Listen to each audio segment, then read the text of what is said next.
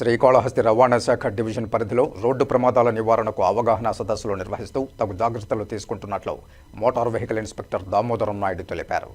అధిక శాతం ప్రమాదాలు రెస్ట్లెస్, అతివేగం, మద్యం సేవించి వాహనాలు నడపడం కారణంగానే చోటు చేసుకుంటున్నాయని తెలిపారు.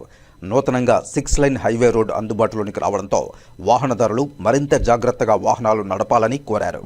శ్రీకాళహస్తి రవాణా శాఖ పరిధిలో ప్రతి వాహనదారుడు లైసెన్సు కలిగి ఉండి తగు జాగ్రత్తలతో వాహనాలను నడిపే విధంగా Srikalahasti motor vehicle inspector Damodar Naidu చర్యలు చేపట్టారు.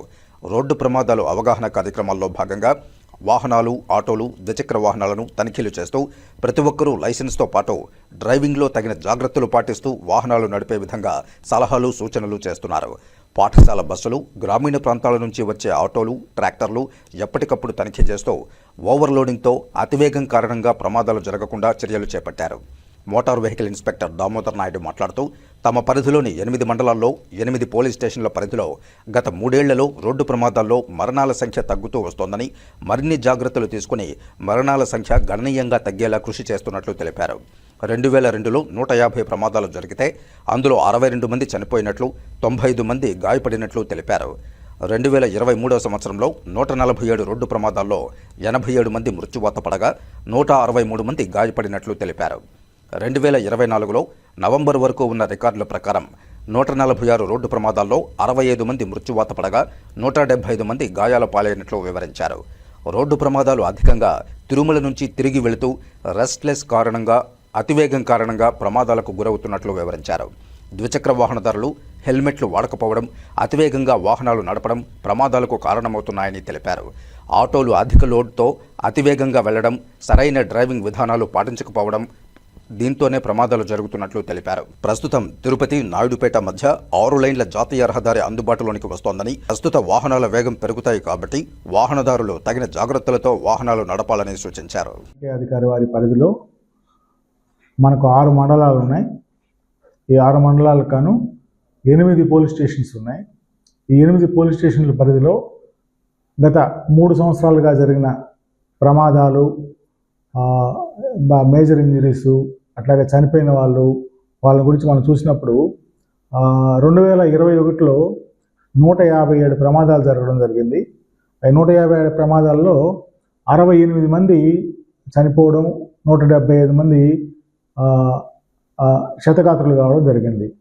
అలాగే 2022లో మనం చూస్తే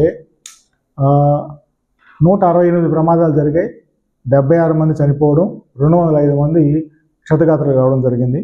2023లో కూడా 147 ప్రమాదాలు జరిగాయి, 87 మంది చనిపోయారు, అలాగే 163 మంది క్షతగాత్రులయ్యారు. ఈ 2024 సంవత్సరం నవంబర్ వరకు 146 ప్రమాదాలు జరిగాయి, 65 మంది చనిపోవడం, 175 మంది ఇంజరీస్ కావడం జరుగుతుంది. ముఖ్యంగా మనకి ప్రమాదాలన్నీ కూడా ఈ తిరుమలకు వెళ్ళి కొత్త ప్రయాణికులు, ఈ రహదారి మీద సరిగా అవగాహన లేకుండా వచ్చే వాళ్ళందరూ కూడా వాళ్ళకి అవగాహన లేకపోవడం, అట్లాగే తిరుమలలో వీళ్ళు సరిగా రెస్ట్ తీసుకోకపోవడం, అంటే వీళ్ళు కూడా దర్శనానికి వెళ్ళడం, క్యూ లైన్లలో ఉండి స్వామివారిని దర్శనం చేసుకున్న తర్వాత హడావుడిగా వాళ్ళ స్వగ్రామాలకు, వాళ్ళ సొంత ప్రదేశాలకు వెళ్ళిపోవాలని హడావుడిగా బయలుదేరిపోవడం, ఇలా చేయడం వల్ల వాళ్ళకు రెస్ట్ లేకపోవడం వల్ల ఈ కొత్త రహదారిలో వచ్చేటప్పుడు కాస్త అలసటతో నిద్రపడడం కానీ, లేదంటే కొంచెం ఓవర్ స్పీడ్తో నడపడం వల్ల కానీ ఈ ఎక్కువ ప్రమాదాలు ఈ ఏరియాలో జరుగుతున్నాయి.